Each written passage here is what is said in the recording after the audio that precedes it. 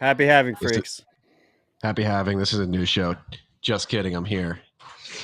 What's up, freaks? We're here. Should we put on Morning Ride? Oh, that is a great song. Happy having. Rip 301. We're live. I'm in New York. As you can tell, Matt's in Nashville. We are joined by our old friend, Bitcoin Sign Guy. Can't get rid of me. Can we get the sign? It's behind me. Yeah, there it is. Are you allowed to touch it? Or it's right there. Right there. Yeah, we can't see it, but we can visualize it. Can someone please bid against Thomas?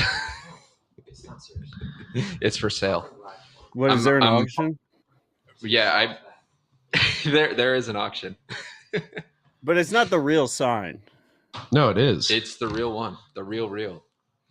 Is the original, or is it one of the ones recreations? Your limited edition recreations. It's not. Yeah, this is the biggest shitcoin out there. It's not one of the shitcoins. This is the OG. It's been haunting me. It's a specter hiding in my closet for the last 7 years. So finally, time to liberate it, give it back to the Bitcoin public, and hopefully do something better with the proceeds. Give it to the Bitcoin public through a private auction. Well, I mean, it's a public auction. Hey, it's public. I mean, there's 19 million plus Bitcoins out there that the Bitcoin public has. At any rate, yes, it's finally time to what's the current bid? Thomas has it at a half a coin. A little 50 north. million sats? That's right. Too rich 52. For my blood. Yeah. I'm out of the running. Many such cases. I know the guy behind the sign. I don't need the sign. Don't bid. Yeah. I know the guy behind the sign. Just a handshake from me is worth more than that thing. A kiss. That was 2017. I mean, as of tonight, there will be two epochs ago. 2 epochs, yeah. That was during the 25 Bitcoin per block. And you were the first podcaster to have me on. I was so nervous.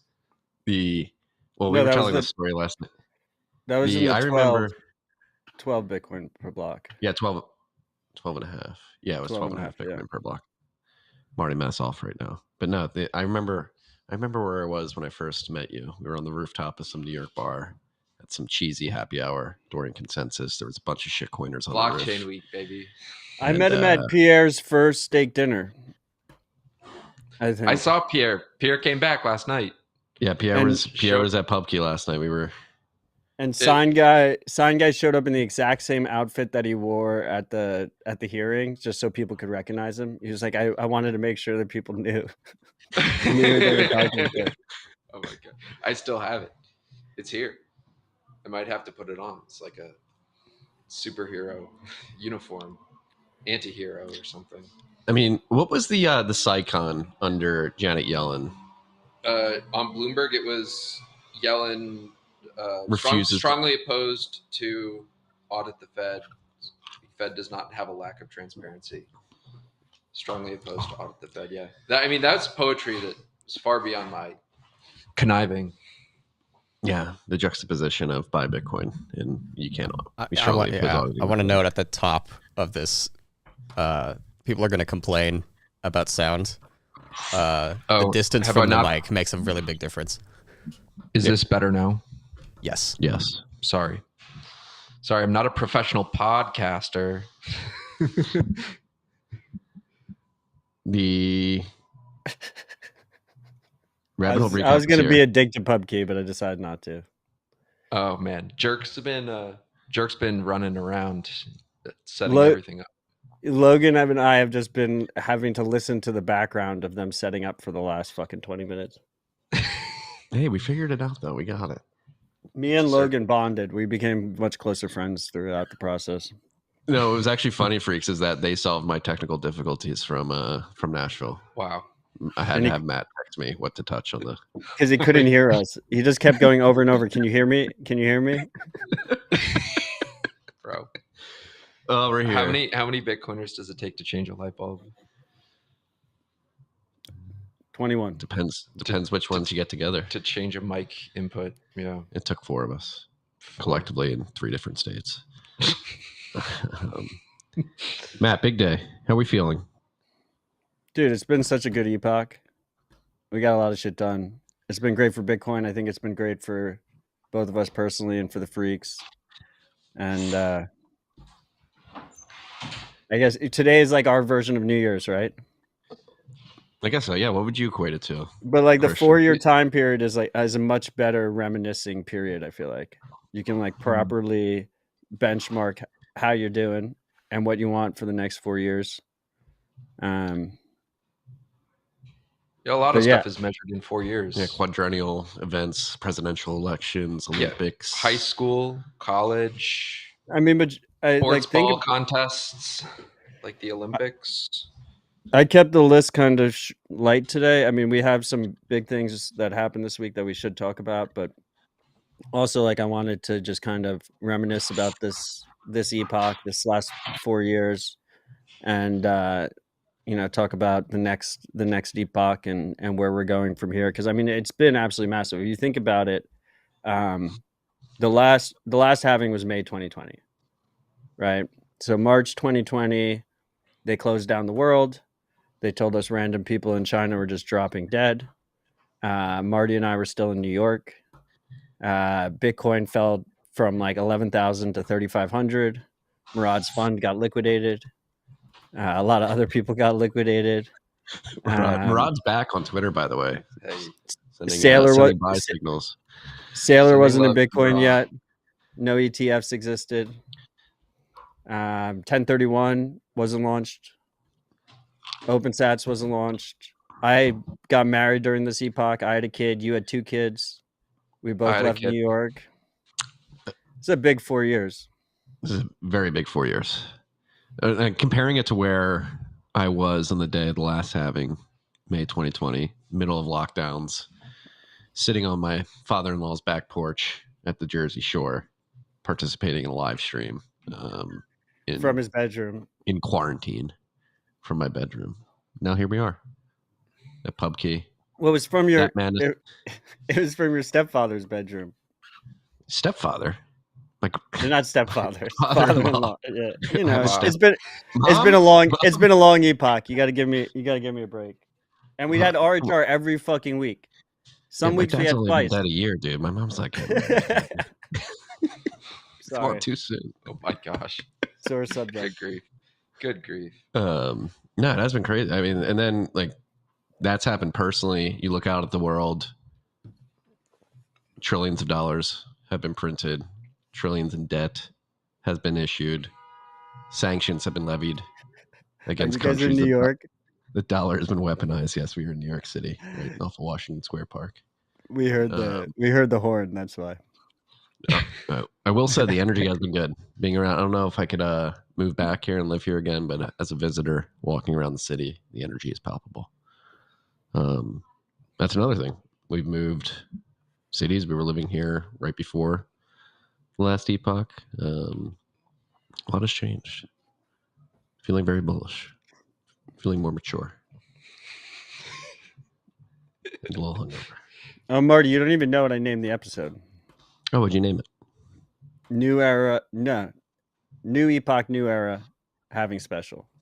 Is that a Taylor Swift reference? Is it? She's really popularized that word. It's in the vocabulary, mostly thanks to her. Well, unintentional. Wow, Swiftie Matt Odell. I mean, you're the one who recognized the reference. I just too online, I guess. I'm too up on the current thing. But it is pretty crazy. What a fucking epoch. It was good. Yeah. Thousands of Bitcoin patriots on standby. Activation word, Ronald McDonald. What the fuck? All right. Let's talk about the halving though. Let's look at Clark's dashboard. If we go over to Clark's dashboard, we are currently at block height. He changed the dashboard. We're at block height. Why did you change the dashboard, Clark? God damn it. The day of the halving, you're going to do this to me. He just dropped to highlight the halving. They put the halving. I know, but like, why? Like, it's not a coincidence, Marty, and not everything's about you. I know he listens to this show and he knows our routine. If he listens to this show, then why is his mempool still so tiny? Yeah, because he's he's got mempool confidence. Some people are comfortable with the teeny weeny mempool. If you don't want your software interfaces changing out from underneath you, there's an operating system for you. Oh God, the urban chills right in here. Oh fuck you, man! Believe it or not, Clark Moody is an urban maximalist. Okay, I was waiting to bring this up, but like, I'm jumping the gun, man. This was the epoch where you realized you were wrong, right? Like you were so fucking wrong. Like I told you that was a shitcoin. And here we are. What do you mean? Do you have like 10 users? I've never bought. I do have an Urbit startup, but we made our own implementation of the Lightning Network. So what can I say? It's really a Bitcoin startup. Talk about that implementation. It is pretty cool. No, we're not. No, this is Matt's not entertaining this. It's the Halving special. Episode. It's the Halving special. Fuck Urbit. It doesn't. Irrelevant. Doesn't matter. Okay. We've already talked about it too much. All right, we're at block height 899,000 or 839,945. We are 55 blocks away from the next subsidy halving. And Thomas is on the phone in the back. Thomas, do you want to come say hi while we're doing this? Why is he on the phone in the studio? You had to call the dry cleaner? Can he step out of the room? He's got Marty, shoo him. I'm not going to show him. This is his. Come say hi. Hi, everyone. What up, nice Tom? To see you. Tom, what are your thoughts on this last epoch, reflecting on the last 210,000 blocks?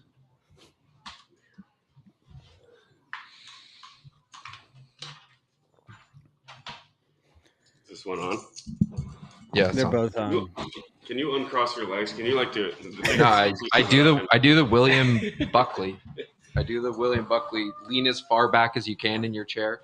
Cross your legs, stick them out. All right. What was the question? Reflections on the last epoch. The last epoch was good. A bit of a shit show. I don't know.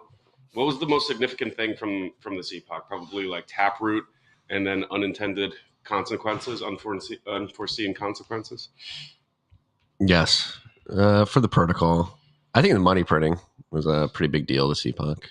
Post-COVID. They shut down the whole world. Yeah. Oh, well, yeah. I thought we were talking about Bitcoin, though. I mean, shutting down the world has an impact on Bitcoin. Yeah, definitely COVID was probably the biggest thing. Everybody lost their fucking minds for an extended period of time. That was suboptimal, to say the least. Yeah. Yeah, it was a bit of a blur these last 4 years. I think that, the space just had an absolutely massive expansion. We flushed out a lot of, I would say, scams, frauds, right? Collapse of FTX, BlockFi, Celsius, and then really sort of the wholesale collapse of this, the first wave of the institutional TradFi OTCs are still kind of decimated. I think the largest OTC still standing is Galaxy. Cumberland? Tom Brady asked the world if they were in on a shitcoin casino during the Super Bowl, and they lost all the money within 8 months. That's pretty fucking insane. I still think about those photos with Giselle, just that goblin next to the most beautiful woman in there, just legs everywhere, and there's this goblin in socks. Yeah. What? Never mind. I don't know. I take it back. Okay. What did Matt? You mentioned this last week. Remarks. And it was Matt. It was a hypothetical last week. Have you thought about it anymore? Will you two calm down over there? You started this. Marty, switch back to your camera. Do you think we're gonna have a reorg at the halving? Yeah. So I have this on the list, and it's important. It's an important list item.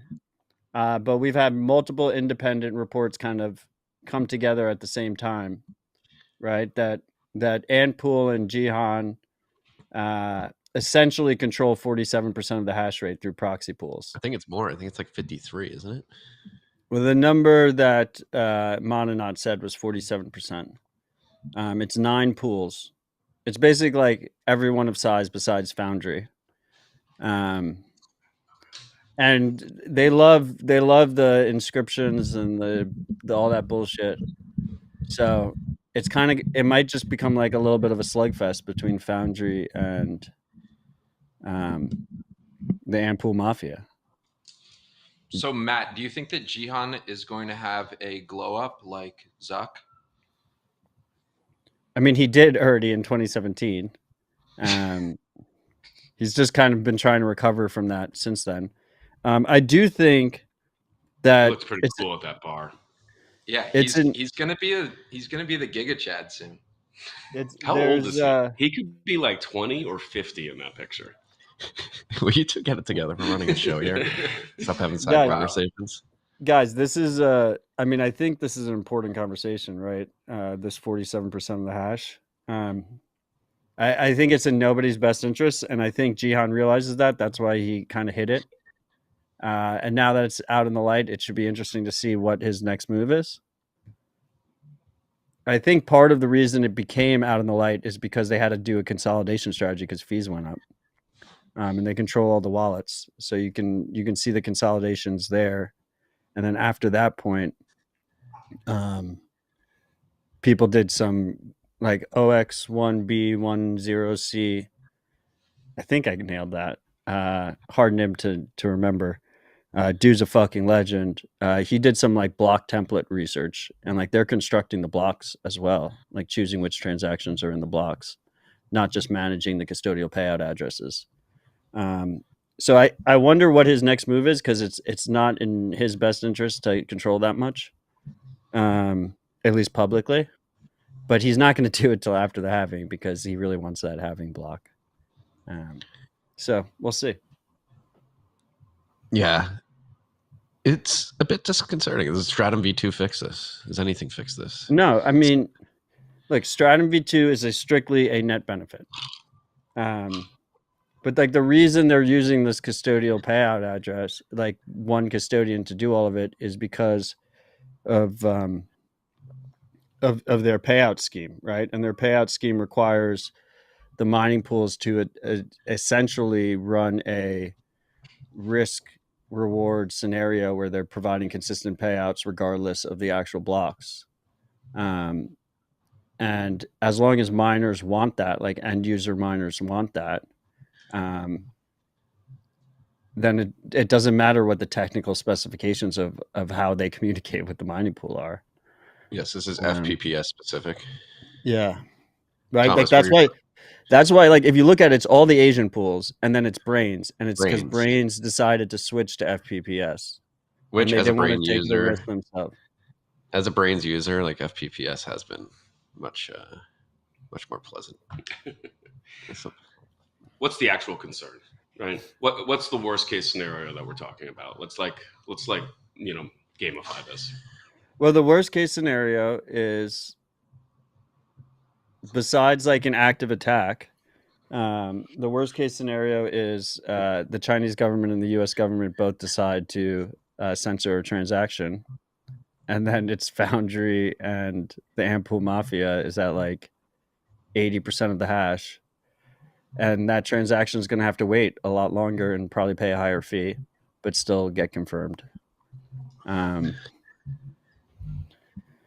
That or like another area of concern here would be like for an individual mining pool, like they have to trust that the funds are actually getting sent to the wallet that they want, but then you'd have a temporary intercabal squabble where they're like, hey, you're not giving us the payout. We're going to go do it ourselves.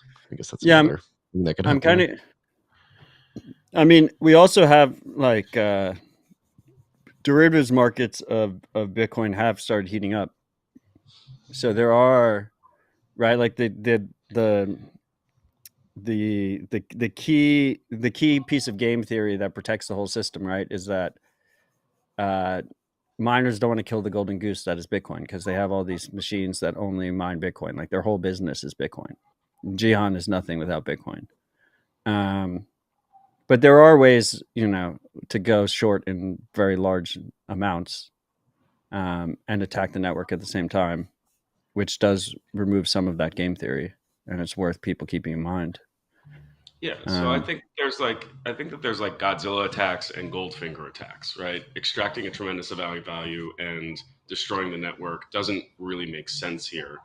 There could be a Godzilla attack where there is something like far more destructive in with an intent that is more permanent.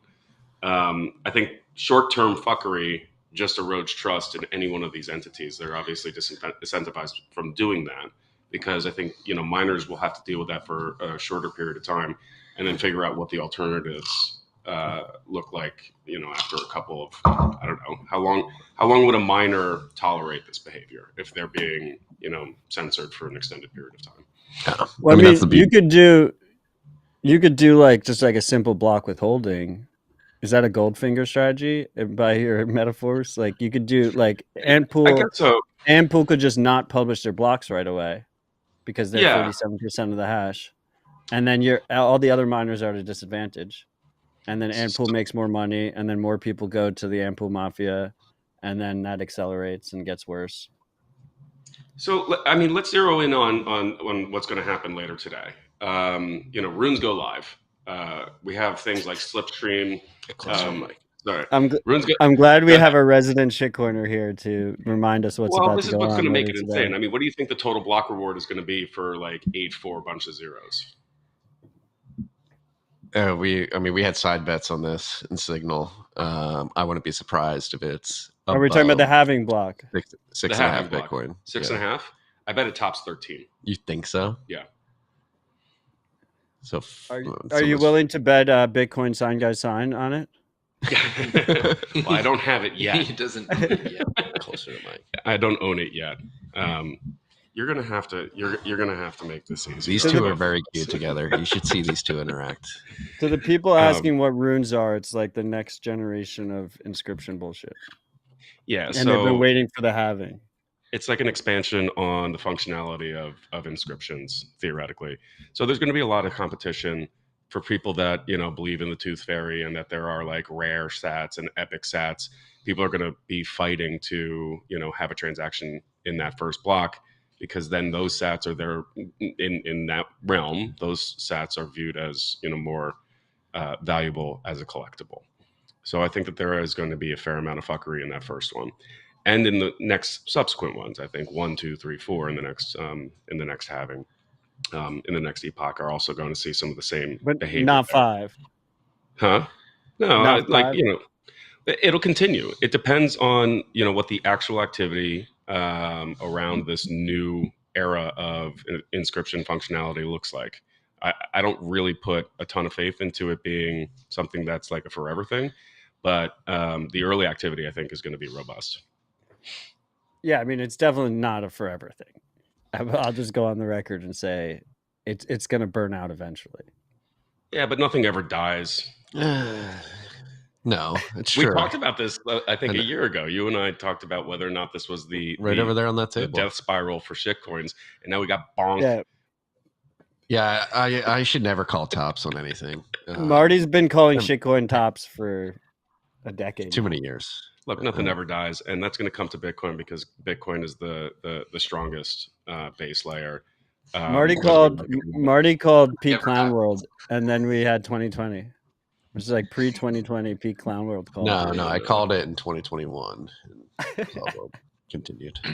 So I do think we're going to see some of these like MEV concepts expressed, and I think it does come down to the mining pools. The mining pools are in the driver's seat for a lot of this activity, and I think that there is going to be a lot of manipulation and potential reorg in the first, 10 blocks of the next epoch.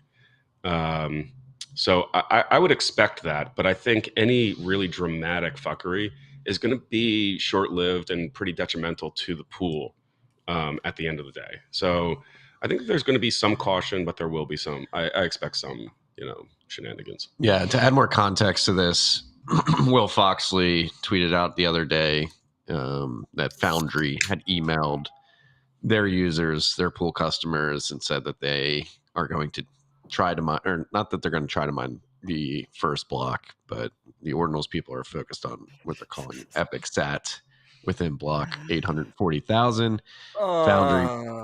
Foundry promised to basically pay out all the miners in the pool, like the amount that people buy that sat for. Look, Marathon's pool has gone kind of all in on this, right? With Slipstream. Do you know what a legendary sat is?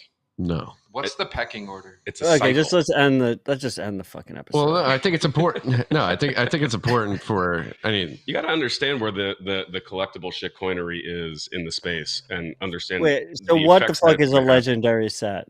So it's a cycle, and I believe that's when a halving coincides with a difficulty adjustment, like an eclipse, sort of. Yeah, that happens at block height 1,200,000. Yeah, something like that. Yeah. Oh my, fuck that shit. All this shit is make believe. None of this exists. Yeah, no, it is literally all subjective. This is all bullshit. Bullshit. Sats Ordinals don't exist. So to reiterate, in my defense, I said that this was like a tooth fairy thing. Okay, like, yeah. but if people believe in this, and it does have real world effects on how the protocol is progressing, we should be aware of that. Yeah, I agree.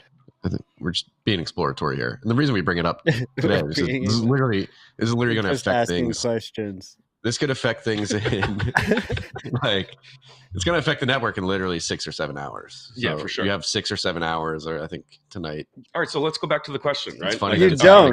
You don't. Are we going to have a reorg? If you didn't get your UTXOs in order, like you got to wait now. We passed the point of no return. Yeah. Are we going to reorg? Do you think? I mean, it depends, right? Like if Luke finds the block.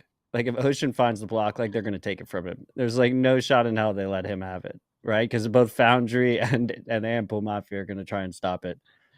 If one of them get it, and then it'll be harder for them to do a reorg. Now there could be a situation where there's like a block withholding ahead of it, right? And I'm not really looking forward to this because I agreed to go on the Bitcoin Magazine halving stream, but there's a chance that like those last 5 blocks are like 2 hours, and then they all come in at the same time because both Foundry and Ampool Mafia are withholding their blocks because it's worth it to them, even if they lose a block or two there, to release 4 or 5 at the same time, and try and take it for themselves, because it's like the couple blocks before the halving, and then it's the couple of blocks.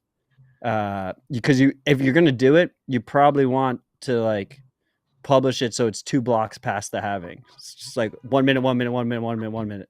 Boom, like those 5 blocks, the 3 before, the 2 after, and just anchor yourself in, and then hope that the other big guy is not going to try and take it from you. Right? Is that? I think that's good game day analysis.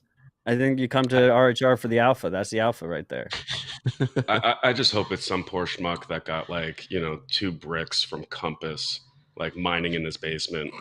That just like self-mining. It's a USB miner.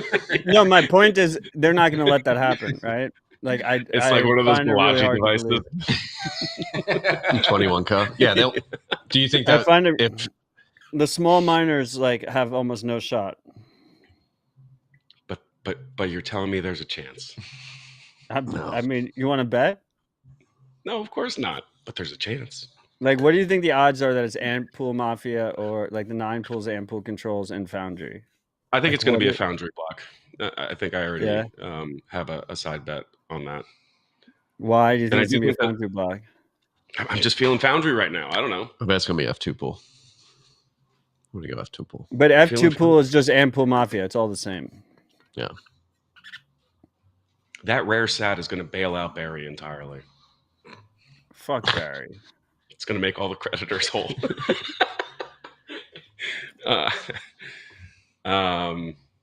What else? I don't know. I know you have. So we have Bitcoin in space. We have Bitcoin in space asking how you withhold a block. He's in the real live chat, which is our Nostr powered live stream, powered by Zapstream. You can find that by going to rhr.tv/stream. You do not need a Nostr account. You can make one on the webpage. Super easy. It's like 2 clicks. Asking how can you withhold a block? Someone else will propagate their block and then you're screwed. That is correct. But a block withholding attack is where you withhold a block after you find one, then you start building on top of it. And you can continue to do that. Like in a situation where there's bullshit value that you can extract because of all this inscription shit, that risk is it's a risk reward calculation that you're making. And if you think that you can build the next 5 blocks before the rest of the network can, then you withhold those blocks, and then you release them all at the same time, and then you have the chain with the longest verifiable proof of work. Would you say it's like charging your move in Smash? I guess, yeah. Where you're frozen in place for half a second. Yeah. And then it does double damage or something. That's a good analogy. That's a good analogy. Come on. Give me some pretty credit. Good. Yeah.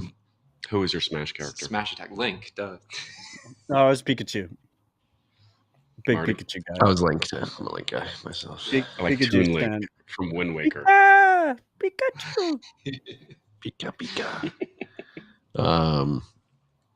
Yeah, I don't. I mean, it's gonna be fine. It's gonna be fine. It's just these people are so annoying.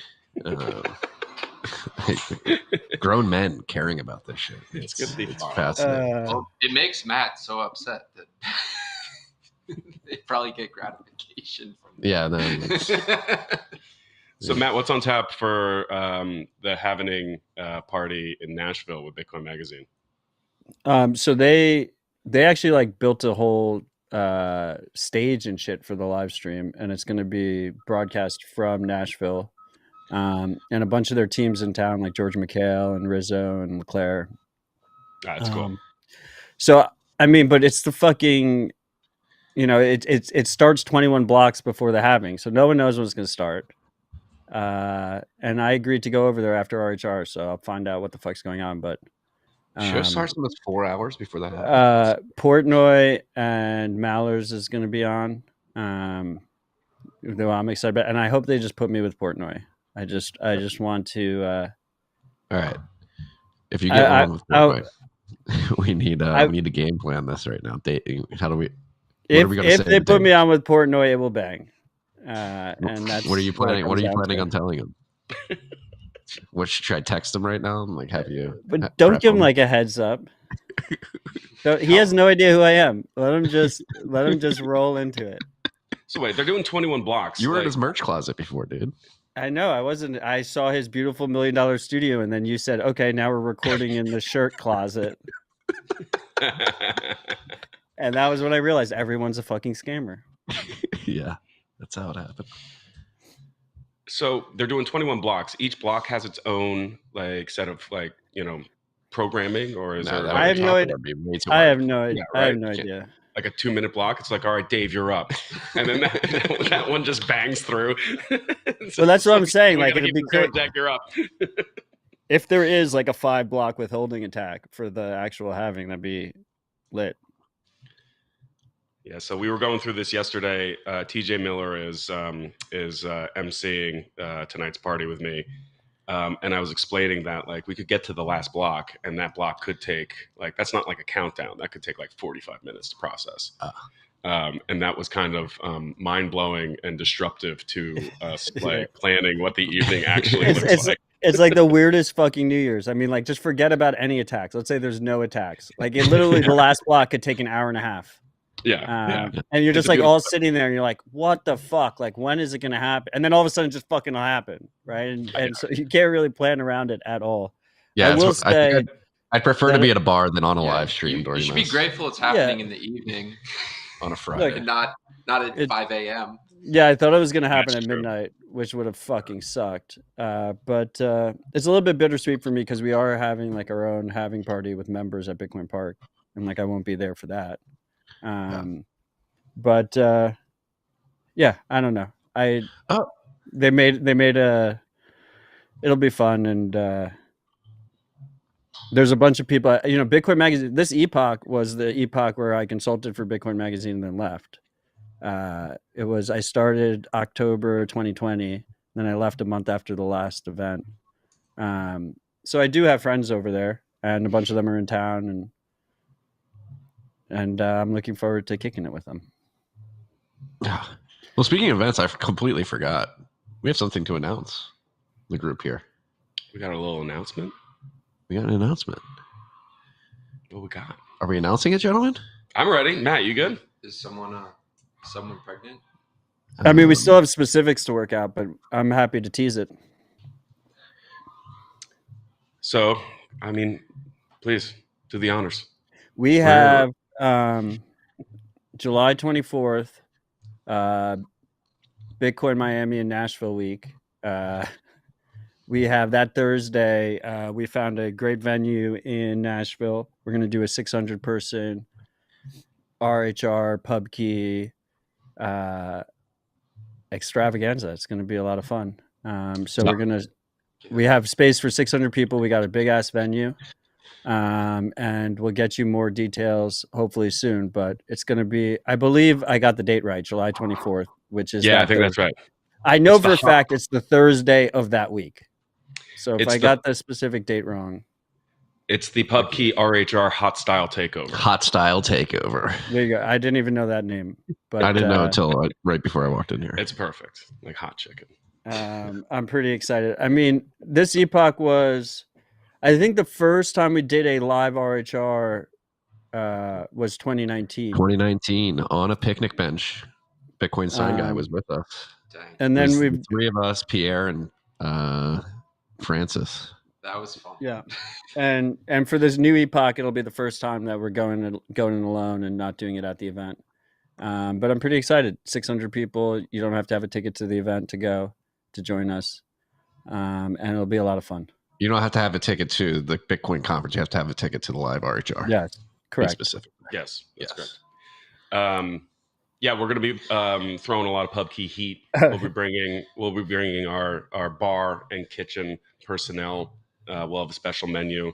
We're launching something called Private Key, which is like an in-call, out-call events company for the PubKey pop-up. So I think this is going to be the first official one. It's like a catering business, right? Key.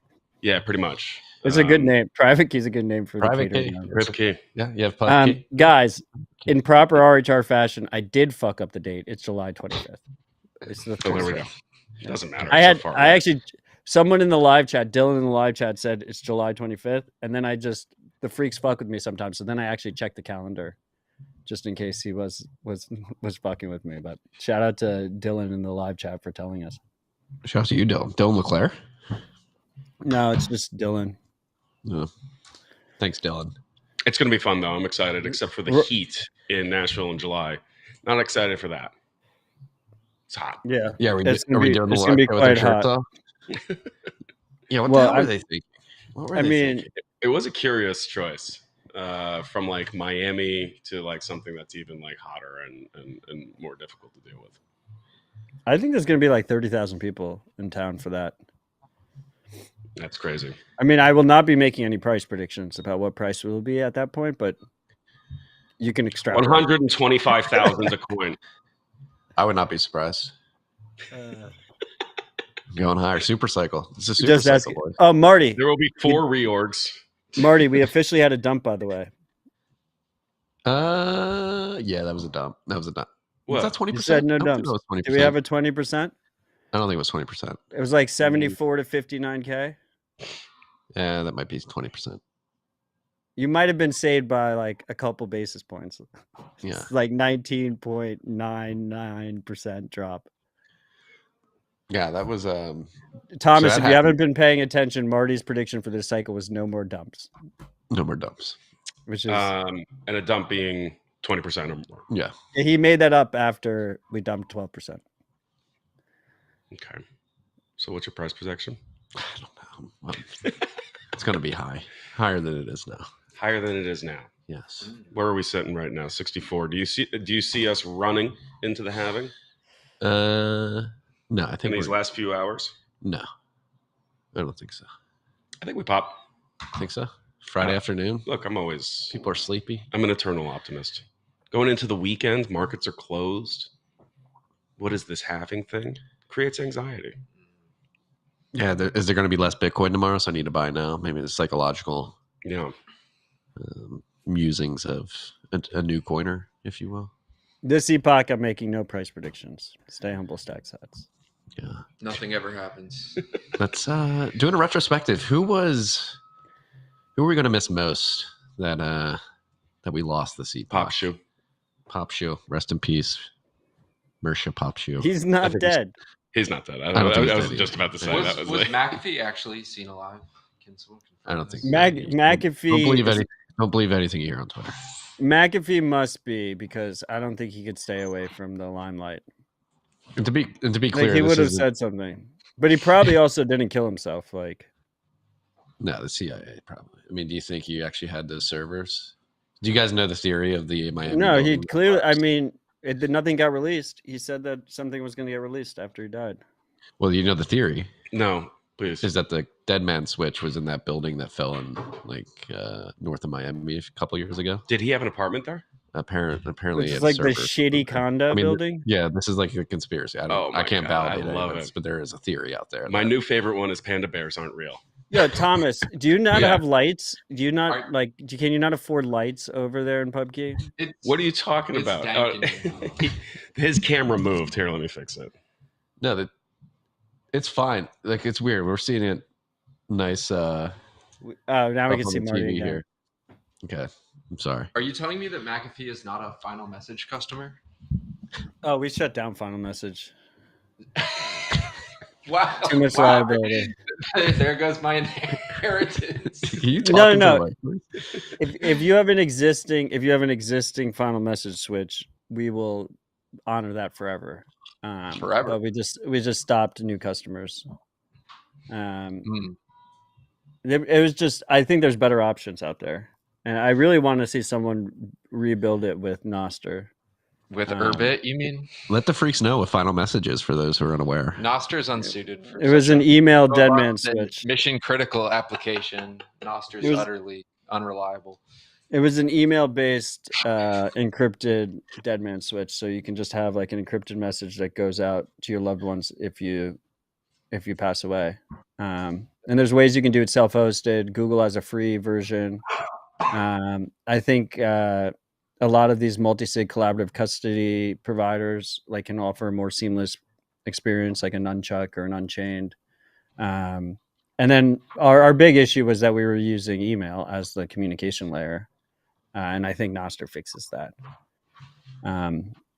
So, I mean, this epoch, we've talked about it earlier, but was the epoch that OpenSats and 1031 launched. And to be frank, there wasn't that many customers of Final Message. So it was a lot of responsibility, and not necessarily that many users. And there's better ways of doing it. And so we just gracefully stopped accepting new users. But we will honor all existing switches, and we continue to. There's a couple of ride or dies out there that haven't died yet, and we're honoring those switches. Your Final Message will be honored, freaks. What's the longest cadence? What's the longest cadence that someone has to 1 year. top up the payment? 1 year. Oh, okay. So they have to make it an annual heartbeat. Yeah, it's an annual. It's literally, and the heartbeat is paying us. Yes. But yeah, like I said, I think there's better ways to do it. I think the Miniscript gang has some cool things too, where you can do native Bitcoin script time lock stuff. There's a lot of different ways you can do it. That would be decent evidence. It was a little bit ahead of its time, and it's a little bit outdated. So you could use that as evidence to continue to collect pensions, like that Japanese pension scam where there's somebody that's alive who's 140 years old, but they actually died 80 years ago, and the family's no, they're still good, they're here. They're making these payments. This is a common it's pretty common thing in Japan. Yeah. But the Brazilian woman who wheeled her dead uncle.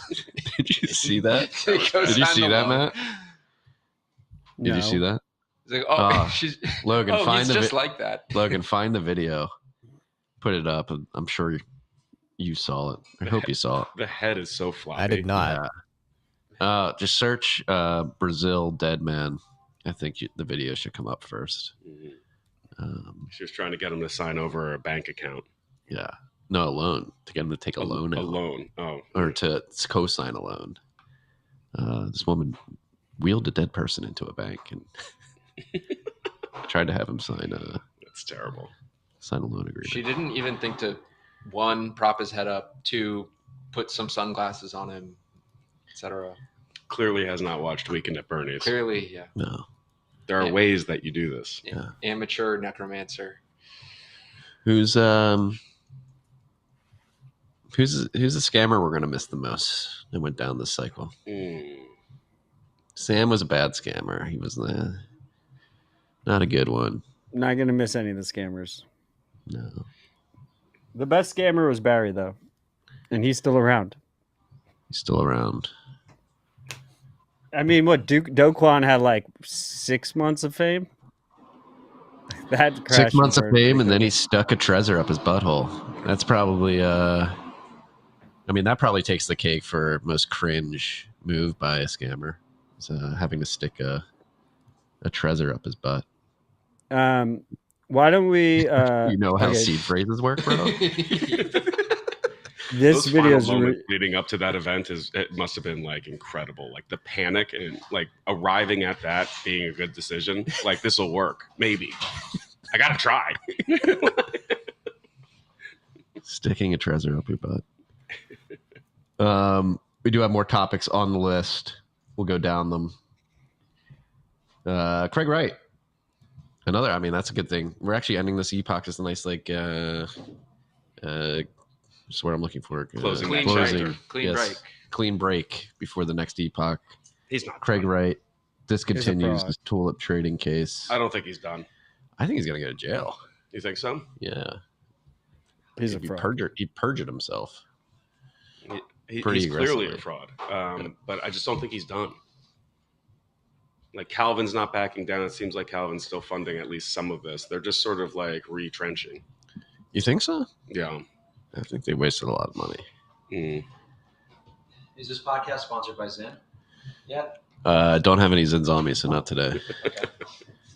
Should I announce my jerk? That was jerk. Should I, gentlemen? I have to check in on the party downstairs with Cypher, and I will be back shortly.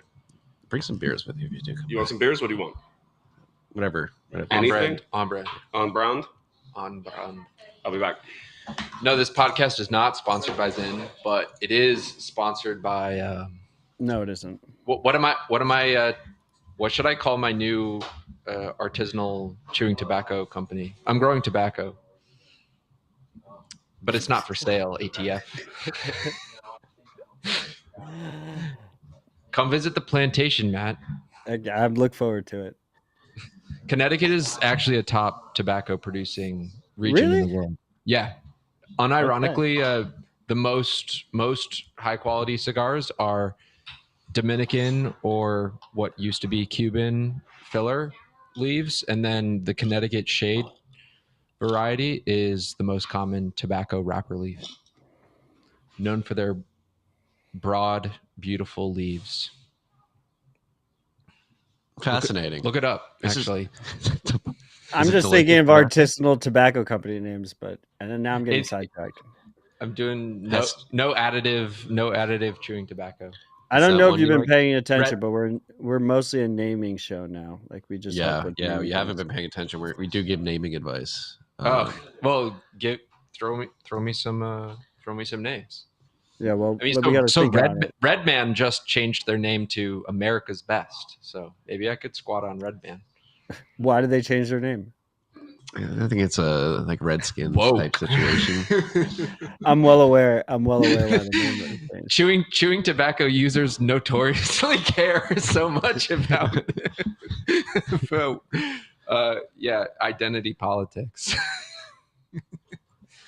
I mean, that's another thing. It seems like identity politics. I mean, despite the example that you just laid out, it seems like that's on its way out as well, or at least less effective as it had been. That's a very dangerous thing to call the top on them. Cthulhu may swim slowly, but he only swims left. Who wrote that? Okay, let's continue with the list before Thomas gets back, because then we're going to get sidetracked again. OpenSats grads. Okay, go.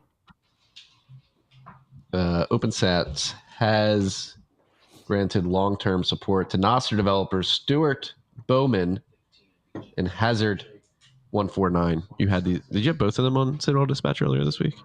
Yeah. Is this for their Blossom project? they work on a bunch of things in Nostr. These guys are prolific. These guys are fucking legends. You should listen to the Citadel Dispatch. I think it was one of my favorite interviews that I've ever done. One of the best shows I've ever done. Period. And I'm proud that OpenSats is providing them long-term support grants. So this is part of our Nostr long-term support initiative. We have a separate Bitcoin long-term support initiative. And to be clear, this money is not like being pulled away from Bitcoin developers. We have two separate funds. We have the Nostr fund, and then we have the general fund. So these donations that are going to these Nostr developers were allocated to the Nostr fund from donators. So, and I will say, like, I think, and I know I'm a broken record on this, I think Nostr developers are leading the way in terms of the next stage of Bitcoin adoption. And I think these things compound on top of each other. These guys have really cool thoughts, tools, projects. A lot of their work focuses on AI and media hosting and provable media hosting and being able to make sure that what you're actually watching is what was actually released and verifiable. And these trends are going to become more and more common over time. And there's direct Bitcoin overlap that happens. I mean, we had conversations about basically paying Bitcoin to try and source a file. You want to get access to RHR 151, and you want to make sure it hasn't been changed and hasn't been altered using AI. Their tooling essentially will allow you to get a verifiable version for it, pay Bitcoin if you need to pay Bitcoin to incentivize someone to provide you with that original file. And it's, it's like a little bit mind-bending shit. Like they're on the bleeding edge. So very excited that OpenSats has supported them. Very grateful for their work. And it was just a really fun conversation. Both of them haven't been on many podcasts. So new voices too, which is always nice. I love the new voices. The Blossom projects particularly really excites me. Like being able to replace something like IPFS using Nostr. We intentionally go through like what are the problems with IPFS, BitTorrent, I2P, and how they look at it and how they look at Nostr fitting into that whole element. Yeah. You skipped over our only software release I put in the list today, which is Bitcoin Core version 0.27. BIP 324 v2 transport on by default now in a new mempool.dat format and more. Anything else? Yeah, so big Bitcoin Core release. I will say that I saw Lalu posted that they LND Lightning Labs uses BTCD, which is an alternative Bitcoin implementation, or they use that library in LND. And so this new I guess this is actually Bitcoin Core 27.0. Yeah, the title's wrong.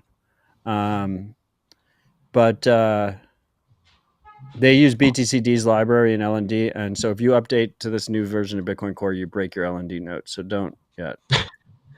That's not ideal. No, is that LND's fault, or Core shouldn't have to worry about downstream dependencies? So yeah, no, that's because LND relies on BTCD, which is an alternative implementation, and there was some like unit mistake that was like in there. So if you're using it with an LND node, wait to update.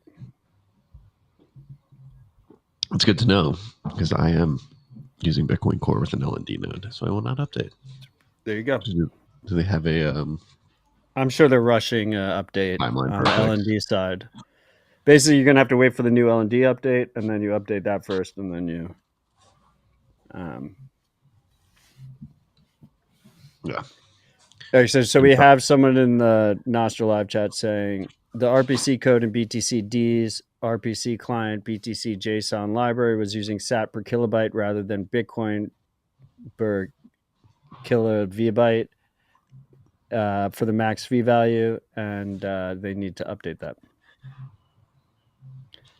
Get on it. Get on an L&D team in BTCD. What else do we have here?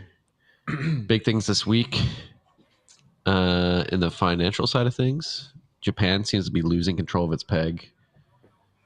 I think it's above 154. Not ideal. The Fed had a terrible treasury auction. I believe it was at the beginning of this week or maybe the end of last week for the 10-year. At the same time, Janet Yellen and the Treasury have reopened the Treasury buyback window for the first time since 2001. They did that after 9/11, excuse me, because the country was in a dire strait and it was very uncertain times. They didn't know where Treasury demand was going to come from. So the Treasury opened the buyback window. It's 2024. Things are a bit crazy, but nothing like 9/11's happened recently, and the buyback window is open. So another vehicle through which the Treasury is trying to drive demand for shitcoin. Take it easy on my lady. How do you think of her progression from Janet to Treasury? Do you think she thinks about you at all? Not as much as I think about her. Do you guys talk at all? She's so cute, honestly. No, but are you disappointed in her psychedelic usage? She's really gone she's gone on what, an ayahuasca retreat or something like that. Yeah, she was eating shrooms with the CCP. Oh my gosh, yes. That's incredible. It was like real shrooms, or was it just like eating mushrooms? I think she said it was in some soup, and she had to come out and admit that there were psychoactive properties to the particular soup that was mushroom infused that she had. Oh wow! Goodness. What can I say? That's incredible. I mean, But what? No, she's maintained her criticism of Bitcoin, so I gotta thank her. She hasn't let the meme down. Everyone likes a villain. Everyone likes a heel. Especially if she's getting too old. She needs to hang it up, dude. Man. Many such cases. Yeah. Our whole government is a little long in the tooth, but what did Biden say yesterday? That was he said his father was eaten by cannibals at the end of World War II. What the fuck? Is that true though? Apparently not. Maybe. I think no. The stat that's crazy to me, and like fuck Bill Clinton, but he is younger today than both presidential candidates, which is a fucking ridiculous stat. Who is it really Bill puts it, today, like not when he entered office, like 20 years ago or whenever the fuck that was. He's younger today than both Biden and Trump, and not by much, like by a couple months, but still, it's fucking insane. Yeah. I mean, this is late stage shit. Does it like? I think mandibles. I think Trump's going to win this year because I do think they want him holding the bag when. Because of the Latinos por Donald Trump. Yeah. Por Dios. Yeah. That's the big thing. I mean, yeah, we're going to have this reward halving, with subsidy halving tonight, and then all focus will move to the election. I think I just got one of those Donald Trump texts saying it's probably about the halving. Last thing we have on the list here, which we should talk about, we mentioned it last week, and we do have more context here. FISA Section 702 reauthorization bill allowing the NSA to force U.S. business serve as surrogate and spies advances to Senate. If you read the particulars of this bill, it is pretty insane. Like the NSA basically has the ability to go to cafes, bars like PubKey. So now with this reauthorization, the NSA can technically come to PubKey and say, hey, we need all your Wi-Fi data of people connecting to your bar Wi-Fi and the information on their IPs and other shit like that. Well, I mean, all that stuff's been vacuumed up for years. Yeah, that's the question I have, Matt, is are they just doing this anyway and now it's like out in the open? No, I mean, I think this makes it strictly worse. Like, I mean, the key here is that you don't require a warrant at all because it's targeting foreigners, quote unquote, but like they scoop up a bunch of American data with it anyway. You know, what is the only thing there's nothing more permanent than a temporary government action, and they just expand whatever scope they get. It's a one-way street. It's like a ratcheting effect. Just gets ratcheted up and up and up and up, never goes backwards. So yeah, it's fucked up, and this is like one of the few things that our corrupt politicians can agree on. Is fucking spying on us and subjugating That's what us. I recorded with Whitney and Mark Webb, and that was a core message in that episode. Is like, don't fall for the partisan frame that they're trying to put you in, like Biden, Trump, to geriatrics, fighting for president. They're going to get you all riled up. If Trump wins, fascism is coming to America. If Biden wins, we have a legit dementia-ridden president still running the country. AOC voted against it. Good for AOC. You should have her on the pod. I will say that this Epoch, the point is, like this, the fact that this was bipartisan is disgusting. Like, I mean, of course it was. It's like the least surprising thing ever. Talking about like going forward on this next Epoch, I think one thing that is pretty crazy to witness is Bitcoin truly becoming like this macro thermometer, the only free market that exists in the world, 24/7, 365, no circuit breakers. And it's pretty unbelievable to actually witness. Like, this is something that a lot of us have theorized for a while. But over last weekend, right, in between, since RHR, right, Iran launched their attack on Israel, and Bitcoin immediately dumped on that. The only market trading was like the middle of the night. The middle of the night on a weekend. No, it was the middle of the day, because I remember I was driving in my car to a baseball game with the family. But it was on a weekend. Yeah, it was on a Saturday. Right. It was on Saturday, like in the middle of the day, around like 2 p.m. Central. It went from 69,000 to 60,000. And then we had a similar situation yesterday or late last night, but during the day. Why was it pumping? Why was it pumping last night?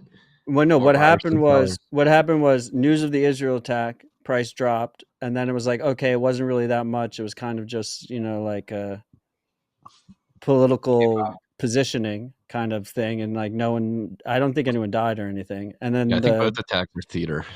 So the price, exactly. So the price drops and then comes back up. And my point is like, these are the early days of like Bitcoin being this like macro thermometer, like the only free market that exists, period. And that's going to be pretty crazy to witness this Epoch. And I think that's going to be pretty crazy to witness this election cycle as all this kind of craziness starts to ramp up. But yeah, like that's where we are today, which is kind of crazy. Yeah. It does dump on. What was that you cut? Bitcoin does frequently dump on bad news. I mean, not as pronounced as it was last weekend. It was shocking. If people think that World War III is actually arriving, I mean, but I don't think that's bullish. I'm not going to sit here and say, "Oh, bullish." Did you catch Nat Brunell on Fox Business News with Peter Schiff? She made the argument that Bitcoin is actually up significantly since Hamas targeted Israel on October 7th, which is like an insane framework to run through your head. It's like, oh, well, like here's the performance since the terrorist attack. Here's the performance between gold and Bitcoin. It's just that's the state of the world today. Yeah, that's what makes last weekend's dump perplexing. So you'd think if you have this turmoil throughout the world, people would seek the safe haven of an apolitical protocol. No, in the short term, it's a liquidity thing. Yeah, they go to their final consumption asset. They buy toilet paper, dump Bitcoin for toilet paper, dump sense. Bitcoin for ammo. Freeze-dried food in 556, and you go to PhoenixAmmunition.com. I'm thinking that's at the individual level. I'm thinking at like the macro level for institutions. Like they see that popping off. It's like, is that going to lead to more polarization within the dollar system? Literally, in both situations, U.S. financial markets were closed. Yeah, and Bitcoin never closes. We never get a break. 24/7, 365 liquidity, no circuit breakers, feature not a bug. The most saleable liquid asset in the world. Yeah, which means it's saleable in those moments. But I mean, it's also the best thing to hold in times of uncertainty. So it could be the first to come back. Yeah. Yeah. I mean, that's what we saw. You want to talk about the halving last year, right? March 2020, 2 months before the halving, Bitcoin was the first thing to go down and Bitcoin was the first thing to recover. Yeah. Because there was no bullshit. It was literally just free markets. Yeah, it's a beautiful thing. Remember, they had like a whole week of just like circuit breakers going off in traditional markets. Yeah, and I'm like, we're pausing trading. We're pausing trading. How pronounced? Like, is it good that these moves are this pronounced though on these events, and will they decline in severity as more liquidity comes? Ideally, it's a question of liquidity, right? And it's a question of like people can leverage whatever the fuck they want to leverage, right? So it gets amplified by short squeezes and long squeezes on both sides. Yeah. But at the end of the day, with adoption and with liquidity, it should become, the most quote unquote stable asset in the world. It's just humans are inherently volatile. So if you have a free market, like there's going to be some levels of volatile. If the world is volatile, the asset that the world uses to save their time and wealth will be volatile. That's just how it is. I will say, like, when I got like a text message about like the Israel attack yesterday or last night. And I was like, is this fake news or is this real? What I did was I just pulled up the Bitcoin price. I was like, oh, it's probably real. No, like I said earlier, I think it's both theater. That's another thing we talked about with Whitney is the fear is a very good tool to control people that is used to control people. It's the tool. Yes. And I think this, I don't want to get like political or anything, but I think there's a lot of fear tactics being deployed right now. I mean, I don't think that's political. In many different facets. For many fucking decades, Yeah. Don't let them scare you, freaks. Don't 47 blocks. Don't succumb to that's it. We were at 50. Blocks. We were at 55 when we started. There you go. And we have strike up the band. No, we've been live for like 80 minutes, so that makes sense. Good pace here. Good pacing here. I need a wrap soon. You need a wrap soon? Yeah. All right. If you have to wrap soon. What, like Alex Thorne? Galaxy Brains? I need a double cheeseburger and hold the lettuce. I have no idea what that reference is. Alex he raps every podcast. Yeah, he opens his podcast with a rap. I know Alex. I've never listened to the Galaxy Brains podcast. Wow. Yeah, it does have some good episodes. I've listened to a few. I like Alex. To be clear. Yeah, yes. Great podcast. Great rapping too, Alex. All right. Since you got a wrap soon, predictions for the next epoch.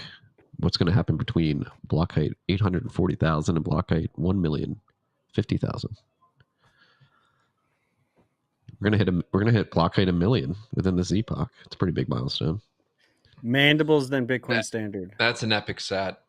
Oh god damn. My prediction is Marty will continue to not read Mandibles this epoch. Is it worth reading? Yeah, damn right it is. Have you not read it either?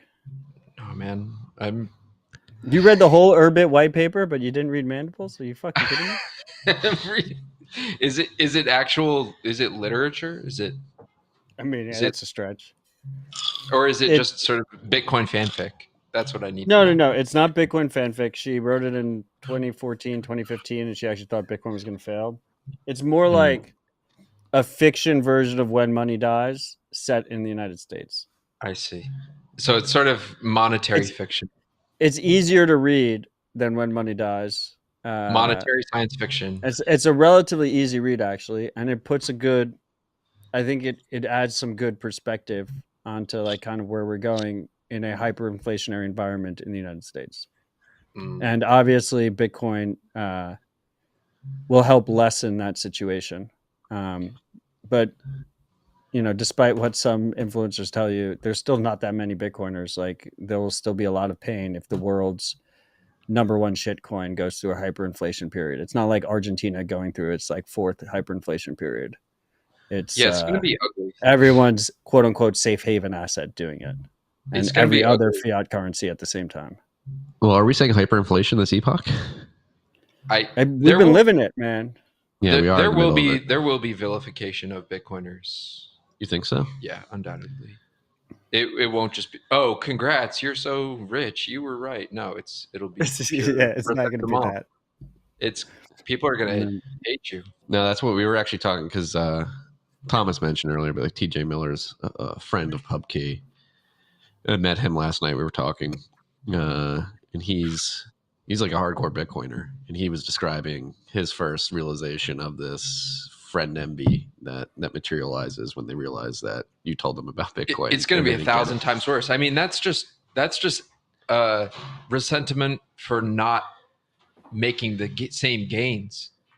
But I mean, talk to a person who just had the monetary premium stripped out of their home, which is their entire savings. I mean, those people will be mad. Rightfully so. Mad. The Irish should not be pointed at us. No, rightfully so at us. But messengers get shot. Yeah. People are going to be mad. Bitcoiners, and we'll be relatively easy scapegoats too. Yeah. You'll be those. Everyone's getting hilariously rich, and you're not. I mean that's an easy thing for the masses to hate. So how do we prepare for this? Easy target. Start doing community service. Humble yourself. Wear sackcloth and ashes. Don't do it for the karmic retribution on the Bitcoin side. Just do it in general. I do community service. It's good. It's fun. No, strong local communities. Yeah. Build your local community. Help your neighbors. I mean, that's one of the reasons Bitcoin Park exists. And also, like if you're American, first of all, we have states' rights, which is a key pillar of our governance system. Never fight up me, boys. Unlike Bitcoin Sign Guy, like don't have your family in Connecticut. I feel like, or New York, or California, or you said it at the beginning of the episode, so I feel comfortable. We're talking about tobacco. I'm everywhere. You'll never pin me down. I mean, it's true though. Mandibles. First of all, if you don't read Mandibles, you're doomed to live it. So it doesn't matter. And then second of all, if you read Mandibles, it is based in New York. There are certain areas that will be worse than others. I think Europe is a really horrible place to be right now. Just across the board. And just probably any kind of dense population centers are probably going to be worse. But I'm not trying to be a doomer. I think there's a lot of hope and optimism out there. And I think a lot of aligned individuals and individuals who want to see the world be a better place can make it much better. I think people underestimate how much change a few individuals can do, and a group of empowered individuals can do even more change than that in a positive way. Completely agree, and you need to take action in those regards because the government, the banks, you got to do shit. They're not going to manufacture the soft landing. You have to create the soft landing. There's no such thing as a soft landing. It's a crash. Yeah, it's just the plane fucking crashed. Yeah, you can create your own soft landing. Or I guess a soft landing is just a regular landing, but like a hard landing is a ridiculous concept. That's just a crash. That's bullshit. Yeah. No one calls it a hard landing. No one's like, brace for a hard landing. No, you're fucking crashing. But yeah, I don't know. Real skills, like learn real skills, improve your local communities, help your neighbors. I think it's all about grassroots. It's grassroots. It's freedom tech. These are actionable things you can change. Trying to you can't. The existing game is just broken and corrupt. You can't play that game. You have to play a different game. Yes, completely agree. And now on to more optimistic predictions. Let's focus on Bitcoin tech. What do you think will begin to materialize? I'll start. Like we have been for years, and I do think it's getting. Yeah, I think that's what you're going to say, right? Yeah, Justin. I think Chaumy and Mints are going to be big. I'm pretty excited about Chaumy and eCash in general. Yeah, not just Fediments, single sig and multi sig. Chaumy and eCash doesn't require Bitcoin protocol change. I'm wearing my BTC Pay chain. I'm pretty excited. Still, I think that project is, it empowers merchants. At the end of the day, I think we're still early on Bitcoin as long as most people are buying or selling Bitcoin. The turning point is when most people are spending or earning Bitcoin. So more tools to help that circular economy. Nostr, I'm incredibly excited about. I think people are sleeping on how that compounds with Bitcoin and how complementary that is to Bitcoin. You have a freedom of speech protocol and the freedom money protocol combined together. They're so much more powerful. We're essentially like building a global Bitcoin circular economy over on the Nostr side of things, and massive levels of webs of trust and verifiable information. Every event is signed by public key, private key pair. I think that is all super exciting. I don't know. I think don't sleep on our open source contributors. I think our open source contributors are our greatest single asset. And a lot of times they're working on things that we can't even really comprehend what the impact will be, especially on a 4-year time scale. Yeah. And beyond like the technical products that you just described, which I agree with and am bullish on and do think will mature over the next epoch. On the financial, I think going back to the doomer part of the conversation with hard landing, soft landing, crash, whatever it may be, and particularly your comment, Christian, about people losing the value, their wealth via something like their house. I do think products that use Bitcoin as collateral, and sort of particularly for credit products like a mortgage or something like that, incorporating Bitcoin into those structures will become more commonplace, especially as hyperinflation continues and accelerates, which will be Bitcoin's the single best collateral, right? And the world doesn't realize that yet. That's why if you borrow against your Bitcoin, it's like a 15% fucking rate. It should be the lowest, especially if it's over collateralized in collaborative custody, not rehypothecated. It should be the lowest possible rate of lending. I think multi-sig, simple but beautiful. I think we're starting to see the dawn of multi-sig. It's been a long. I mean, we talked about Final Message earlier. I don't remember when I launched it, but it was the beginning of the epoch. It was based on the idea of multi-sig. It's taken a while for the tools to get built out, right? Because that kind of thing, you need interoperability for it to be really helpful. You need multiple software clients you can use. I don't know if Sparrow Wallet existed at the beginning of this epoch. I don't think it did. If it did, it just got launched. Stuff like Sparrow Wallet is fucking massive. The rise of different hardware signing devices that use a PSBT standard, fucking huge. Those simple things. To this day, like, I sign so many multi-sig transactions, and God, man, it feels like a fucking superpower every time you do it. It's the most insane thing. Like, the keys don't have to be in the same place. You don't have to trust any of the individual signers, like, especially on an organizational point of view. It is the coolest fucking thing. So I think people are sleeping on that. I do as well. The future's bright. The We just got to go through darkness before the light comes through, and we can short in the darkness. We can short in the darkness and get through to the light quicker. Is my overarching thesis. It's a thesis of hope and optimism. Are you as hopeful while understanding the reality of the situation? Get close to the mic.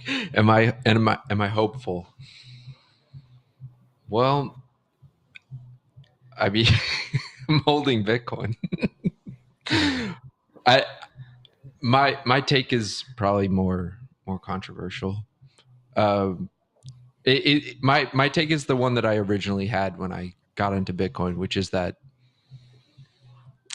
human management of money is being repudiated by the techno-capital singularity, and we are moving to a system which is beyond the human. So that could be very, very positive if you are looking for pure free markets.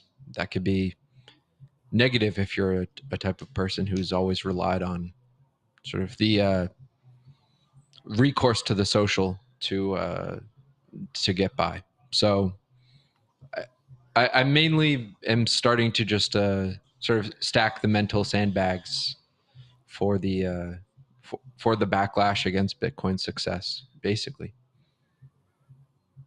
Yeah, I foresee a prolonged period of Mandibles then Bitcoin standard discontent. Yeah, I know you haven't read Mandibles, but it sounds like you agree with me.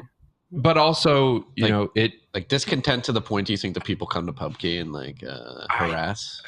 I wouldn't want to hyperstition something like that on this platform. So I would say on the other side, by finally basically stripping the human out of sort of the root level access to the economy via currency,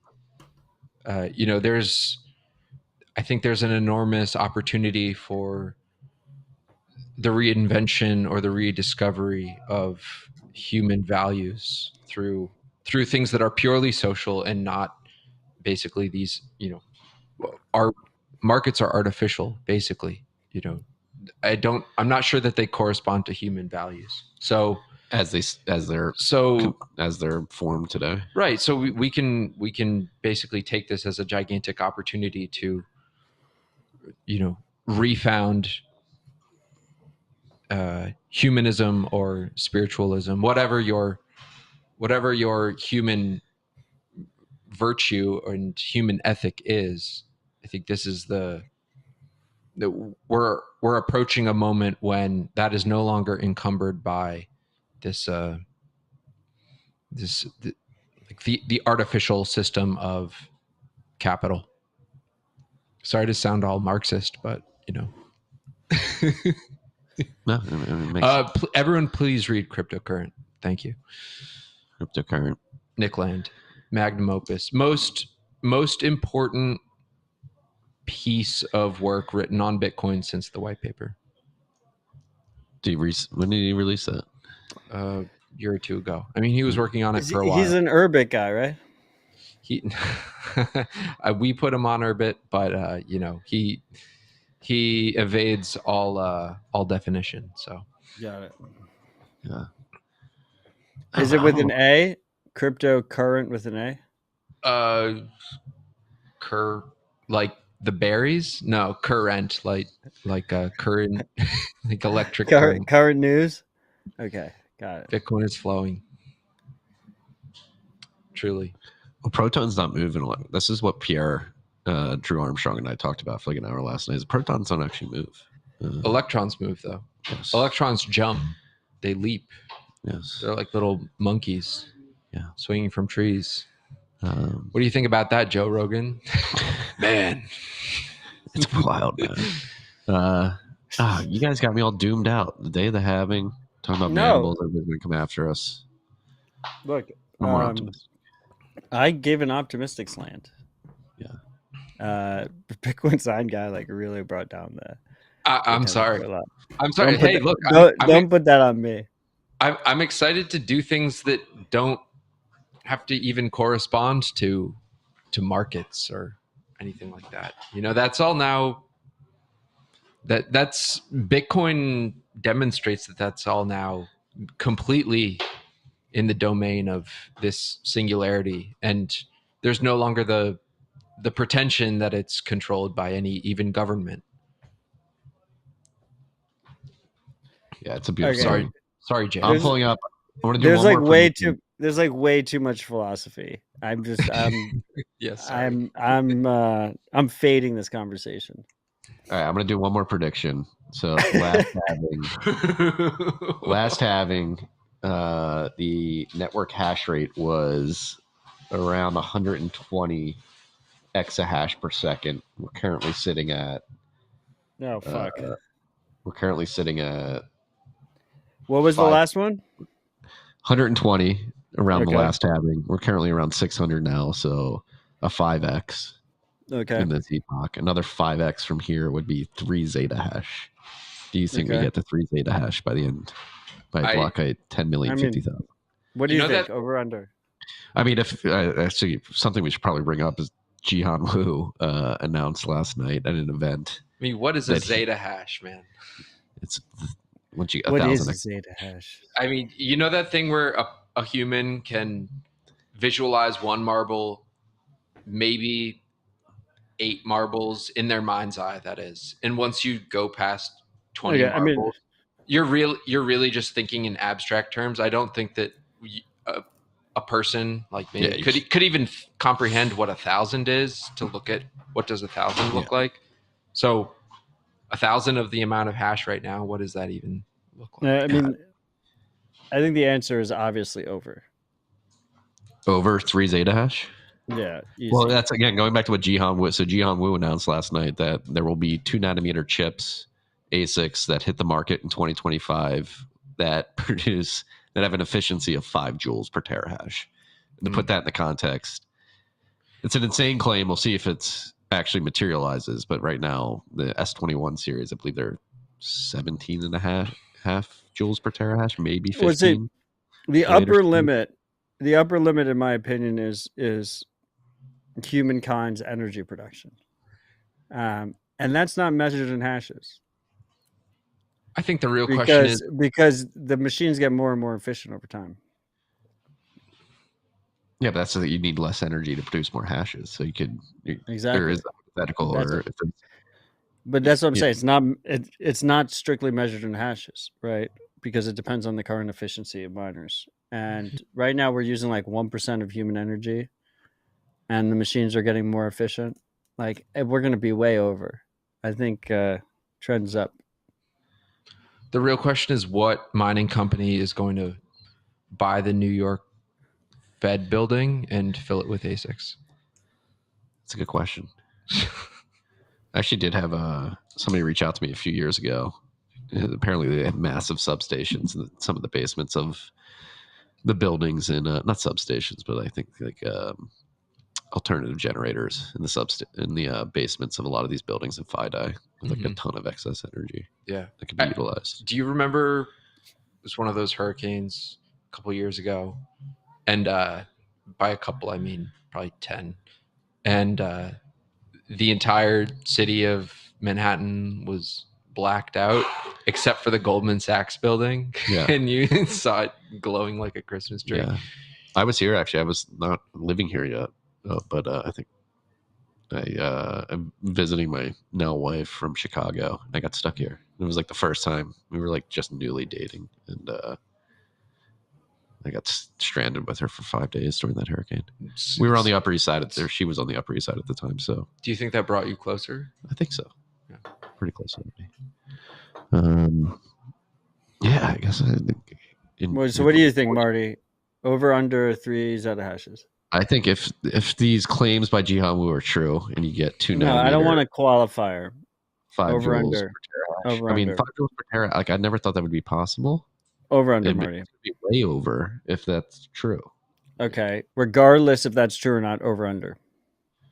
You want to take the under? No, another 5x from here. Yeah, because I think a lot of countries are getting in. Okay. the demand for. That was just a huge waste of time. Okay, so we're both at over. Got it. Yeah, over 3 zeta hash. So another 5x increase from here. And you still think mempools will clear this epoch, right? Yeah, eventually. Eventually.